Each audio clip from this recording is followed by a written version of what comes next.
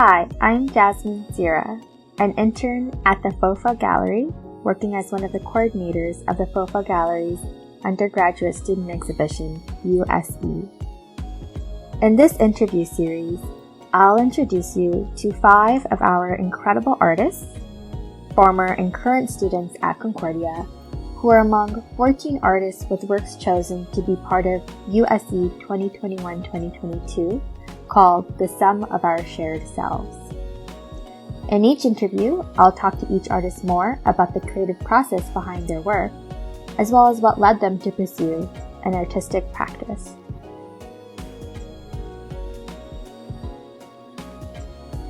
In this episode, I hear more about Hai Nguyen's poetic photography series called Dear Mom, or Hai's way of reconnecting with his mother and contending with his family's migration. My name is Quang, Hai Nguyen. I study in photography, and I'm mainly working through image-based work, rediscovering certain archival of my personal life when it comes to my cultural identity, and also like my sense of belonging when it comes to family and the whole documenting of process of growing up. This is where my work is going to be talking about through the USE2022 exhibitions. And you're studying photography at Concordia. Exactly. I'm, let's say, in my 3rd year, 4th year. Not sure where I'm going right now since like COVID. I couldn't take some of the class, so let's say I'm in like my 3rd, 4th year-ish. Okay. And you're based in Montreal, though, and you've been living here your whole life. Yeah, I was born and raised in Montreal through a family of immigrants. Both of my parents, I don't have any like brother or sister, but it's mainly like a household of 3 people. So why did you decide to do this program in photography at Concordia? Like, what motivated you? Let's just say that I was like a really closeted kid when I was growing up.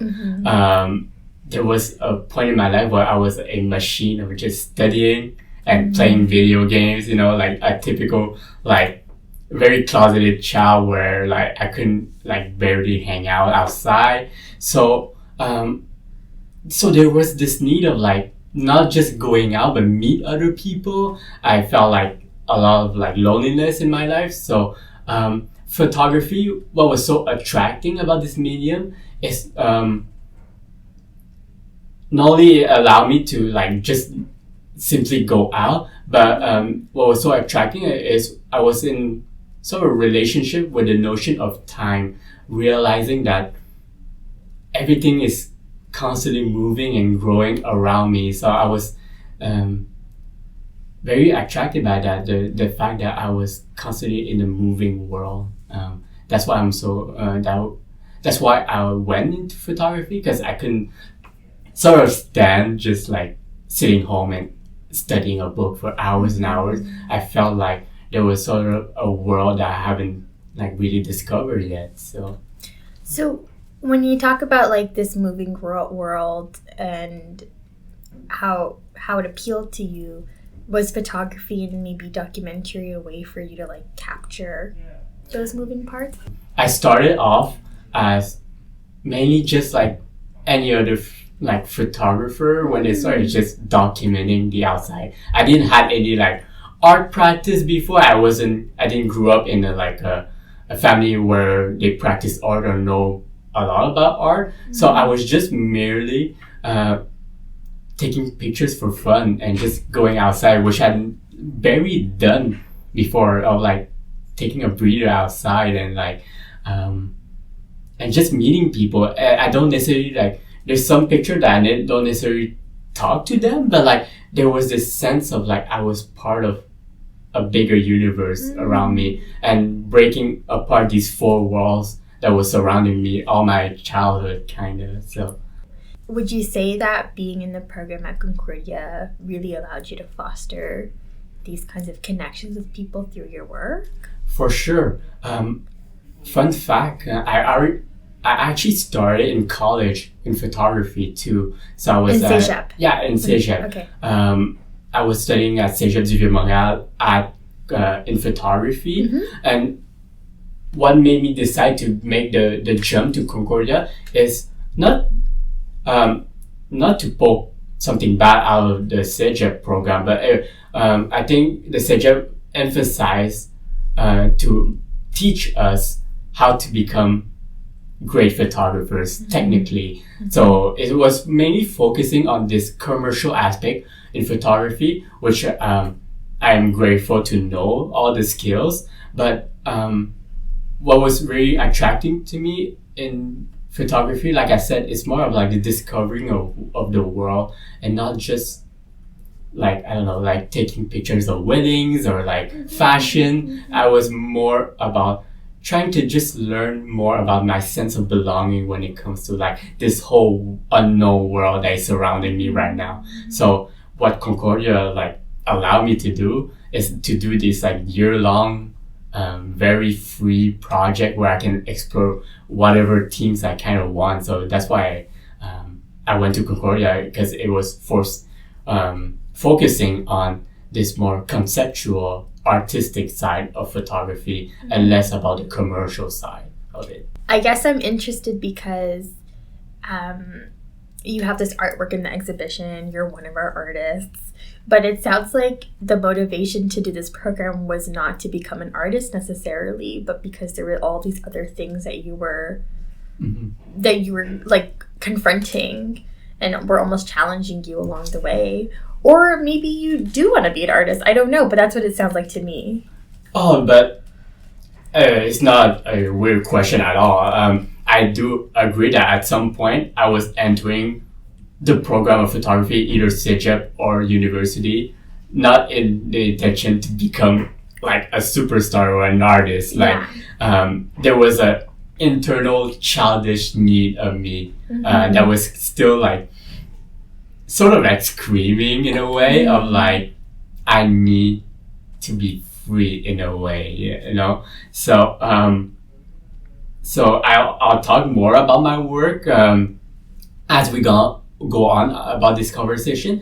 But my work is mainly like documenting my own life in a way to have a sort of self-understanding, but also a mirror to just look at myself and just try to understand like sort of like these identity questions that I've been questioning all my life. So now that I'm really like deep into this like program, and like I had a chance to do exhibition with either Concordia or other collective, I've been really having fun of just meeting new people that has like not necessarily just photography, but has the same interests as me about talking about deeper subject through art practice. So I've been having really fun when it comes to being in the art program. So well, now you are sort of one of our presenting artists. Like, you are an artist in this show. What did inspire you to like contribute to? Well, I guess, yeah, like you are an artist now. Like, tell me, how do you feel about that? Like, or like to be a part of this group show with all of these other artists and your works in dialogue, and it's in an art gallery, right? Yeah, for sure. I think since my last exhibition at Art Matters last semester, it opens me to this new world where my exhibition is not just part of a photography exhibition. I was for the first time surrounded by artists that I never like even touched like their medium. Like give me a paintbrush and trust me, you don't want to see me paint. It's a very overwhelming but very exciting feeling of just the whole process of making an exhibition, meeting new people, and how our work relates to one another. It's super exciting. Not just use, but my entry to the whole Concordia universe of like the fine art department. So I've just been really enjoying the process of just meeting everyone and like not just necessarily talk art, but just how our works can relate each other. Even though we talk about very deep and personal subject, we can reveal a sort of universal shared feelings that people can also feel related to. So yeah, no, it's been very fun of just not only just to talk about like my personal life, but how other people can relate to it.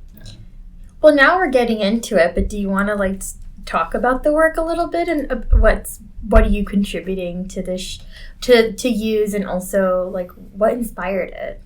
The project that I'm presenting for youth is a sort of year-long project that I've been doing where I, in a like very like childish way, I want to be close to my mom. So the project is titled Dear Mom, and it's a ongoing like project that talks about the emotional and the cultural distances between immigrant parents and second-gen children.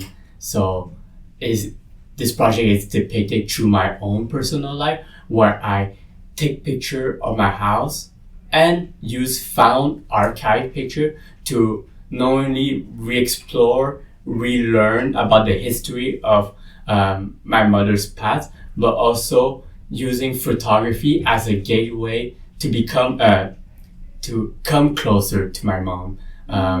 I think when I was growing up, I never really sort of understood or like found a sense of belonging when it comes to the immigration story since I was born here. So sort of the stories that my parents used to tell me, I had a hard time understanding all the struggle that they went through for me to be here today. And since my work, like I said, it's a very diaristic approach of my work where I document very small chapters of my life. It also reveals that I'm talking about the whole process of growing up. So while growing up, I'm getting old, but I'm also noticing that my parents are getting old as well. So this sort of sadness of this project that I want to be in front of my mom and get to talk to her more before it's too late. Yeah, every time I hear you talk about this work, I start to get a little bit emotional myself. I think there's so many like sentimental layers to it. What are some of the things you've been able to learn about your family? Maybe not necessarily like stories or just about your mother and like the relationship that you have with her. And through the lens, no pun intended, of your work. Yeah, I didn't mention it, but the whole start of this project was because in a non like hateful way, me and my mother, I think we grew up in a very introvert way where there's this constant silence going on, this sort of invisible barrier. Not because we hate each other, I think we just grew up not understanding each other, which create this kind of wall between me and my mom where we can never talk about like what makes us sad or what things are very like personal to us. So this sort of sadness because it's my mom, the person that is the closest to me. So the relationship was not toxic, but it was very quiet, which is like this like part of me is like internally screaming because I'm like I don't want this interview to be all dark and sad, but like I don't want to think of a moment where she disappeared and I never really got a moment to tell how much I love her and how much she means to me. So yeah, so I think this project which is like done, but I think the story goes on in a way that I did get a few moments with my mom, and I think whether the conversation were deep or not, it doesn't really matter because I think essentially what I really wanted it was to be in front of my mom. So Yeah, it's really fascinating to me that you're talking about this because obviously the work comes from a very personal place for you and like a personal history. But it's almost as if this work in your practice, revolving around this work, has also maybe facilitated further personal experiences that you could have with your mom. Again, it's relationship building through photography. I don't want to like poke fun about photography, but I mean, like this project, photography becomes almost second in a way. I mainly use photography to just be in front of my mom, you know, like I think I think it was like hard for me to do this project, but at the end, this whole photography project, I didn't see it as a project, as an art project when I was taking these pictures. And I was using this picture just to get closer and closer. While this found archival picture that I found of my mother, which is also going to be presented for use, builds a better understanding of my mother's past. So all of this was not just to do an art project, but more about trying to get closer to my mother. So. When I think about your work as well, I like it. What I love about it is it's really accessible. You present it and you talk about it as if it's quite simply just my family, you know, but there are so many other layers to what's going on. And I think something that you had mentioned in a previous conversation or a presentation was that there's a language barrier as well. And that's so complicated, and that can be such a frustrating experience for a lot of children of immigrants, or I'm also from an immigrant family. But yeah, there are so many layers to it. For the language barrier part, it was so hard, you know, like I'm not necessarily like very fluent when it comes to Vietnamese. So there's the simple way to say I love you was very hard for me. I can barely know like how to even say it in Vietnamese. So it was so hard for me to just express words. So that's why photography comes in a like very universal way where picture can be understood by everyone, and sometimes picture can say even more than what words can't. So the language barrier part was very like a big obstacle for me to do this project, where I'm sort of treating this project as like a ghost navigating my own life, where I can't really talk to my mom. I could, but like again, it's hard for us to even understand each other, where also like her not understanding French or English that well. So it was just like me trying to use photography to just like say how much she means to me. So it was like a whole other like challenge as itself. So the emotional distance from your mother that you express in your work is something that many children of immigrants often feel. But it can be difficult to express such complicated feelings, which is what I was kind of getting into before. And this idea about our parents during their migration journeys and like trying to understand who they were before they were our parents, like they were trying to move from somewhere else and start these new lives somewhere else. How has photography and documentation been able to express and capture these feelings for you? Yeah, I feel like the way I talk about this project feels like I sort of have like this confidence of talking about it, but on the contrary, it's still hard for me today to even talk about this project because they're my parents. Yeah. They gave me the world, you know, to allow me to bloom today.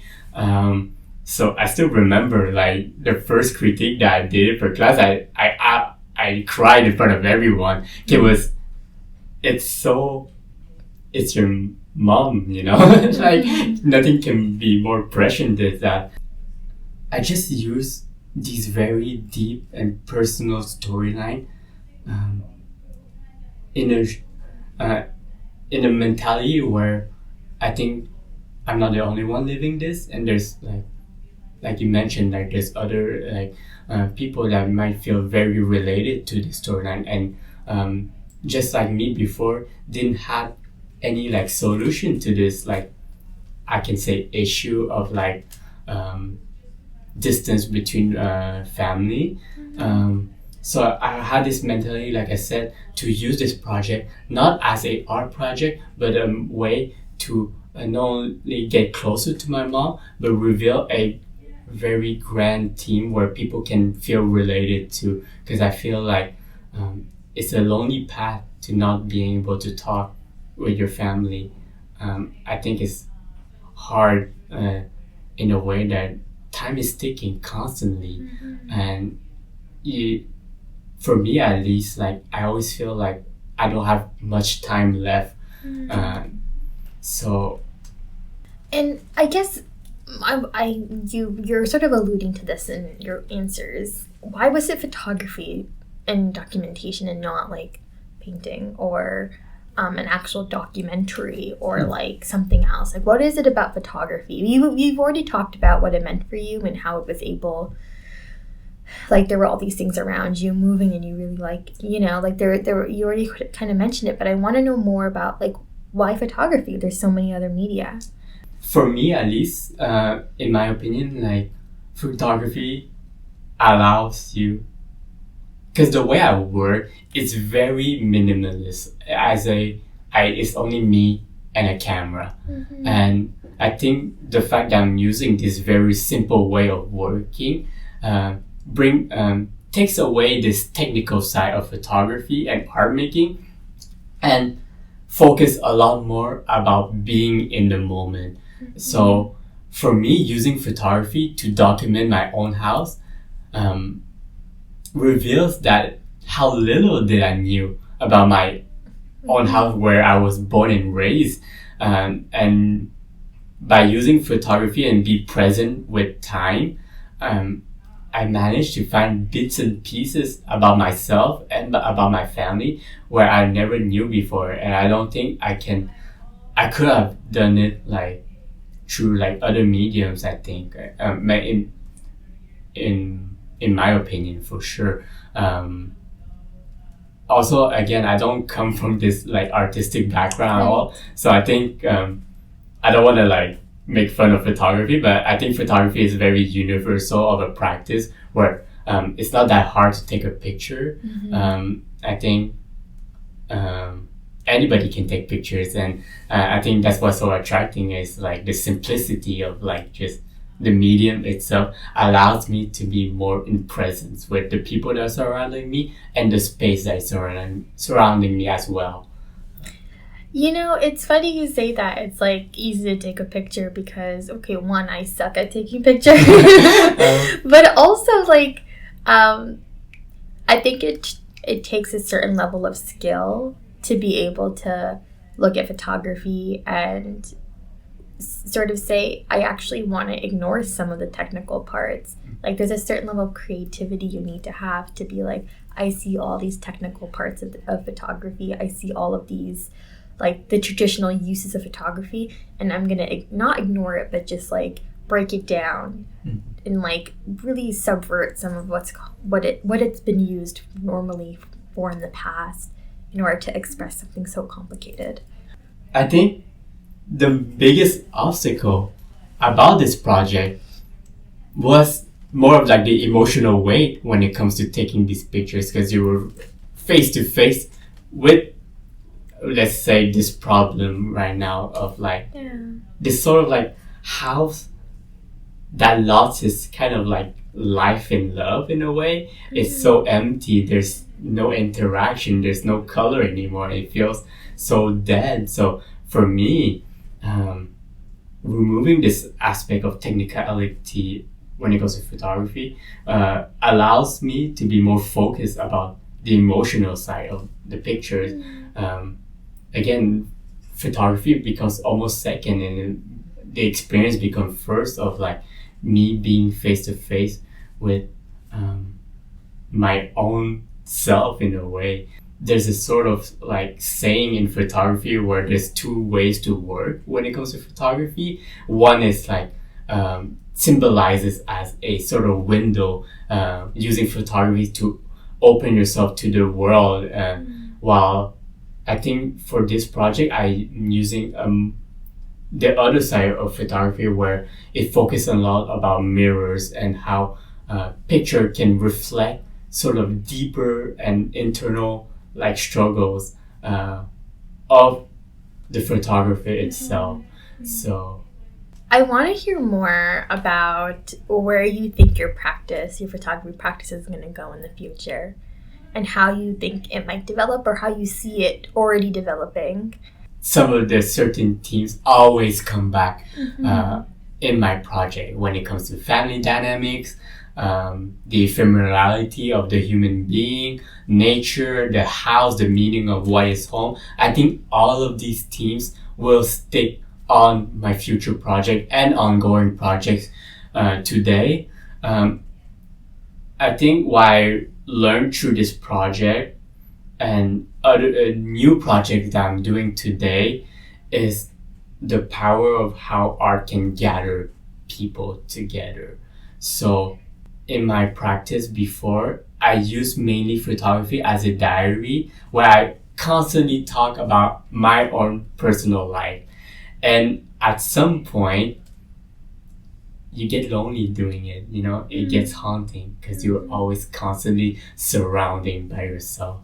So I think for now, my project naturally evolve into ways where I can continue this sort of storytelling that I'm trying to do through other people. So I'm implementing like other like people that has like sort of the same stories as me, or like certain same questioning that I've been like trying to answer all my life. So I think my project naturally evolves to the same themes through other people, documenting other people's life in a way that even though we think that we live in this like very unique life, there's a sort of shared feelings that we all live, immigrants or not. I think human as a whole is very complex beings. For example, for Dear Mom, it's very open to the world right now, where everybody can see this project and can also see themselves in this project. Yes, it talks about my life, it talks about my mom and her stories of immigration, but I also think that other people can see themselves in this project too.